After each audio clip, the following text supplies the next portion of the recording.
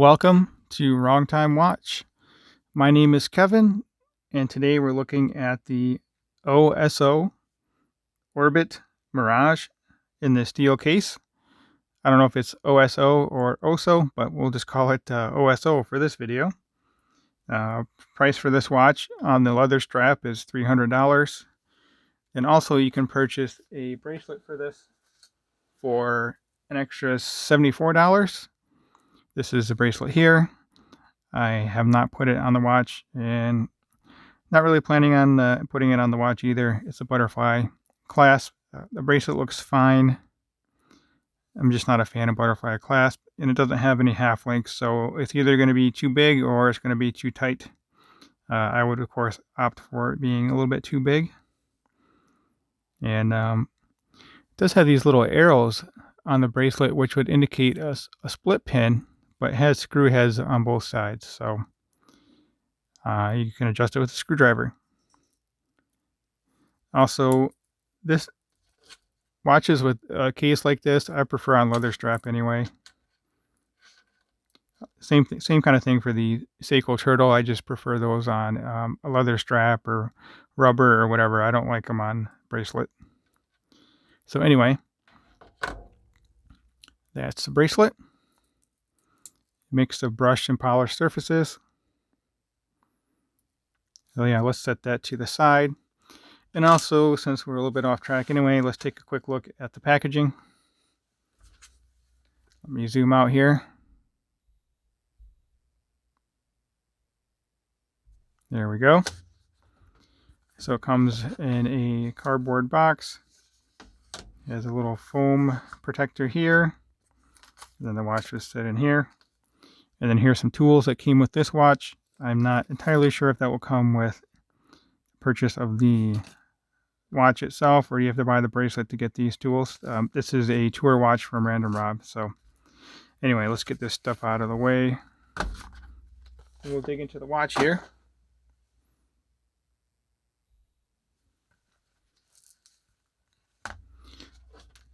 So again, the price on this in with the leather here, $300. Leather strap feels nice enough. It is genuine leather. It does have quick release pins.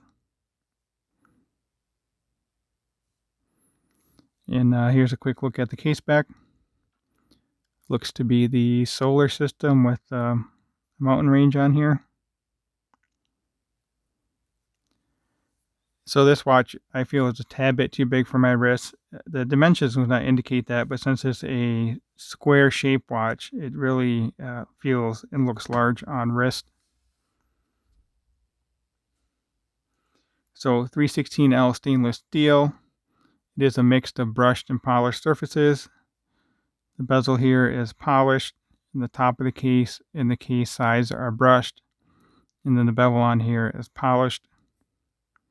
There's a neat detail where the bevel disappears when you get to the corners. Bevel or chamfer, whatever you want to call it. I do like how the strap almost looks like it's not really integrated, but the case here is flat, and then the strap meets up nicely to that. And the inside of there is brushed as well.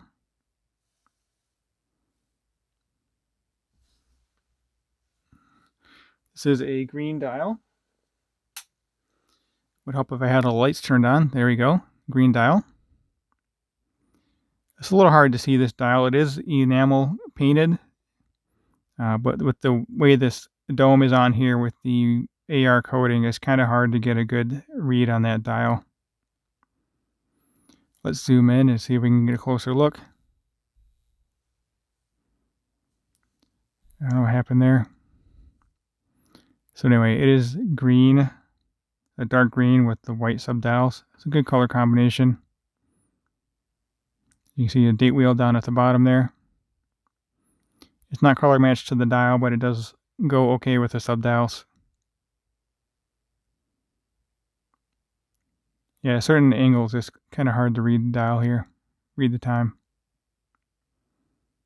It does have applied indices.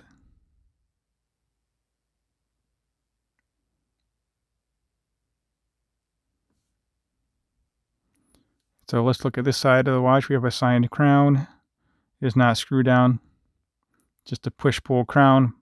The watch is rated for 100 meter water resistance though. Since this is a chronograph, let's get it started. Top pusher here will activate the central second hand there.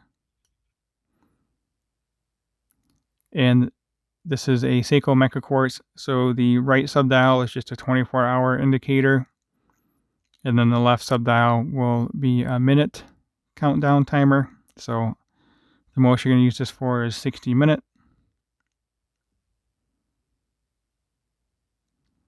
And since it is a Seiko Mecha Quartz, the second hand does have a sweeping motion. Should be 4 beats per second. So automatic watches are usually either 6 or 8 beats per second. So this kind of mimics that.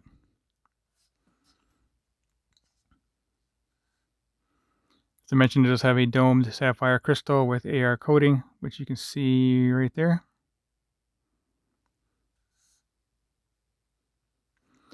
All right, let's zoom out here. Well, let's look at the minute subdial on the very left there. Should, looks like it already clicked over. So anyway, let's zoom out. We can go over the dimensions. So we're looking at lug to lug of 46.5. The so-called diameter is 40. Thickness on this, 12.5. And most of these measurements are the same as what's on the website. I did go through and measure everything with the caliper. Thickness on the website is at 12, and I'm measuring it at 12.5. But the other dimensions they had right on. The lug width here is 20 millimeter, and this strap does not taper. It's 20 all the way down to this. On the other side, we have this gigantic buckle. It is a stamped tang with a milled buckle. This buckle is quite wide. I measured at 27.1 millimeter. I don't know why they make these buckles so huge. I prefer a smaller buckle, but that's what it comes with, and it is signed right here with the OSO logo. It's stainless steel on the back. Crown is nice and big on this at 7 millimeter, so you have no issues pulling it out and setting the time with it or changing the date. Let's stop this and reset it. Let's see how it resets. I'm pretty sure it'll snap back. I don't think it will sweep, but let's see here. Resetting it now. Yep, snap back just like a mechanical watch would do. So let's pull the crown out now. So there's time set.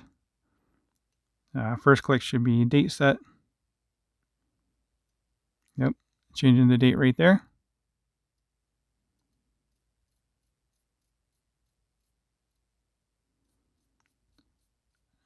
Gotta be careful, I'm going too quick here. Anyway, there we go. It does have C3 lume, which we'll check out in a moment here. Let me get this on wrist, and then we can get into the lume shot. If you have not already subscribed, please go ahead and do so. I greatly appreciate it. If you could subscribe to the channel, like the video, and leave a comment down below. Let me know what you think of this chronograph. I really don't have that many chronographs in my collection. I would say the overwhelming majority of my collection is dive watches. Probably like a lot of people with the dive watch abundance. So anyway, sorry. Here we go on my 6.5 inch wrist. 40. What did I say this was? 46.5 millimeter lug to lug. It just looks really big. So, for example, this SKX009 also has about 47 millimeter lugs, and it is a 42 millimeter watch diameter. But this chronograph looks much larger on my wrist. I mean, it has to be because of all this extra material out here on the corner of the watch. Here's a look at the thickness. Then we'll zoom out here.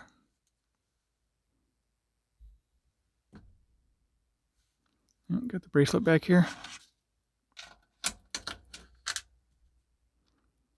So let me know what you think of this watch. All right, let's pause the video and we'll come right back and check out the lume. All right, well, I was not expecting much out of the lume, and looks like my suspicions were correct. Obviously, SKX009 on the right, and the Orbit Mirage is on the left.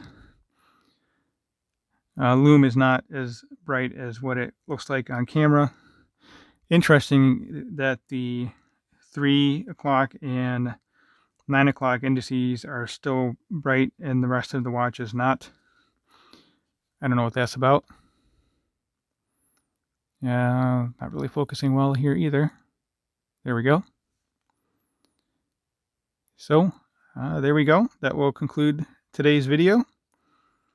Thank you for taking the time. Thank you for watching, and I'll catch you on the next one.